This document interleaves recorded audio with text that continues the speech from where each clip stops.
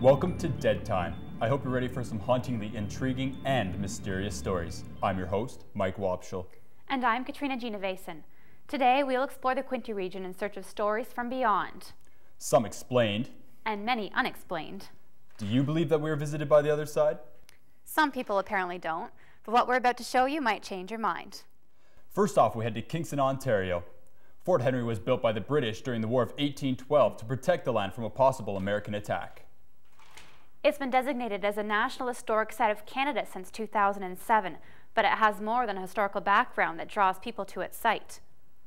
Fort Henry is one of the most haunted places in all of Ontario.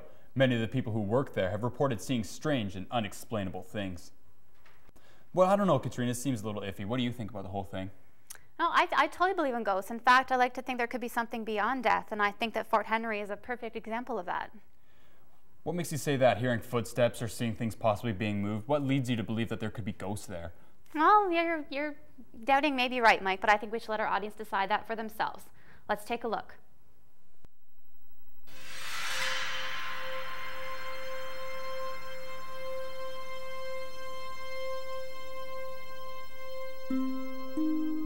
The fort has, a very long and illustrious history, and because of that, a lot of things have happened here. We've had paranormal groups that have visited the fort, and they've sort of echoed that statement that they've found evidence of strange things there. At night, they see his spirit walking around the ditch.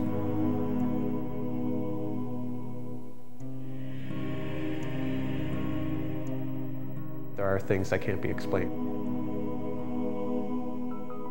I've had doors slammed shut on me multiple times. One by one, they'll shut behind you. I have a hard time not believing that something's going on.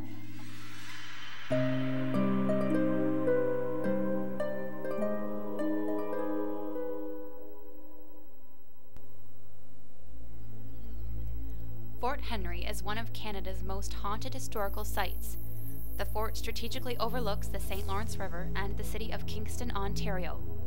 It was originally built during the War of 1812 to defend Upper Canada and the vital St. Lawrence shipping route. Although never attacked, it has quite a storied past. It's considered one of the more haunted places in North America. In one set of our West Officers' Quarters, which is a museum display with glass in front of it, so nobody can really get in or out, they've had multiple accounts of walking by and seeing the one rocking chair that's in there, rocking back and forth, and there's no reason, there's nobody in there, nobody knows why that happens. Niels von Schultz ended up spending his last night at the fort in one of the officers' quarters, and then later the next morning was hung until dead. British officers had, there was records of them complaining about the room being colder than all of the others. Something strange is about the room, and quite a few different similar stories to that. That room that he spent his last night is said to be forever haunted by von Schultz.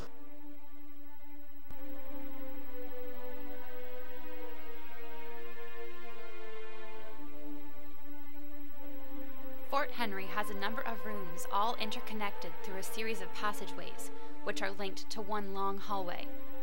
The soldiers' barracks, schoolhouse, and wine cellar were all accessible. Many soldiers would sneak off to the wine cellar for a late-night drink. If caught, they were punished for this offense. The bakery was also one of the rooms connected by this hallway. It is in this room that some have witnessed several strange occurrences. In the bakery, there's said to be a poltergeist. There's multiple accounts of people leaving for a short period of time, coming back. Everything has been scattered everywhere. Also, there tends to be a lot of doors slamming for no reason, basically. And also there's reports of people trying to get in or out of that room and having a heck of a time getting in or out. And then somebody else tries and they have no problem just opening the door.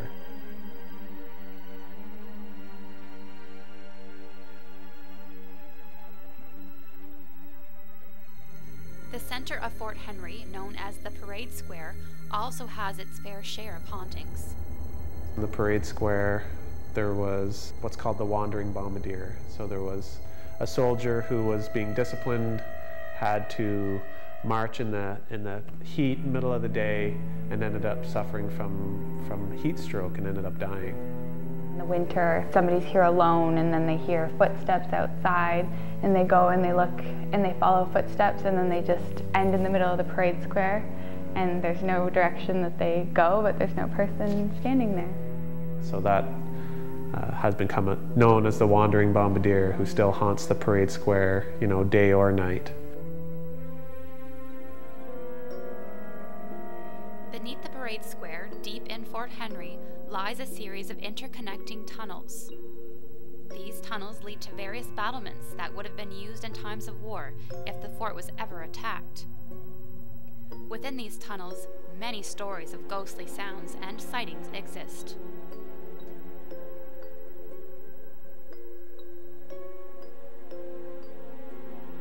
The one gentleman was a gunner, I believe. He fell down a set of stairs and died, and it's in that one passageway that, you know, they say that they see things.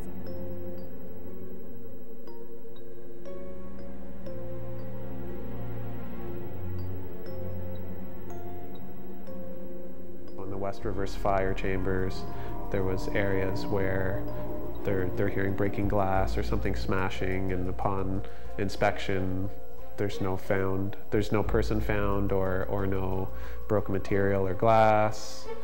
Even the noise happens again. There's witnesses, they hear it. So there's a couple of other spots that have definitely come to be renowned as well, I guess. We've had Fort Henry Guard tell us that they've had like a presence that has actually like fully pushed them out of the tunnels. They just can't help it, they need to get out.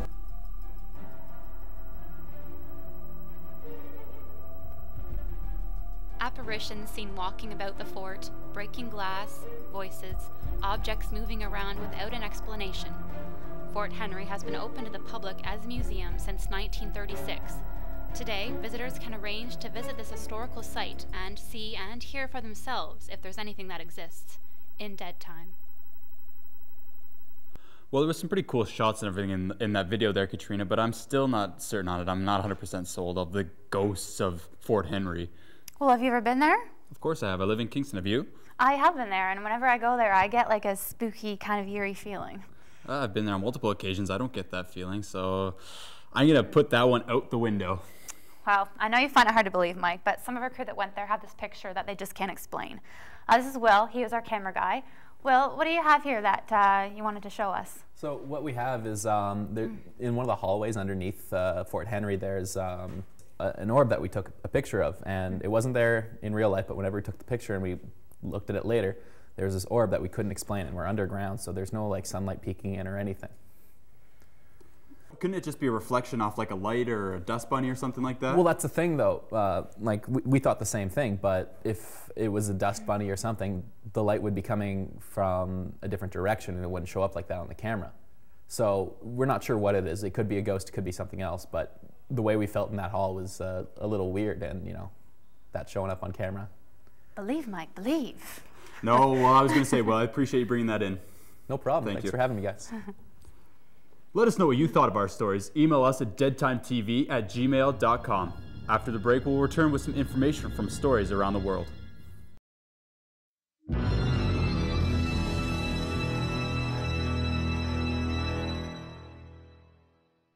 Welcome back to Dead Time. With so many stories about ghosts, mysterious creatures, and hauntings in the Quinte region alone, it's hard to imagine the endless tales from around the world. James Boyle has become our specialist on faraway stories that make up a haunting world.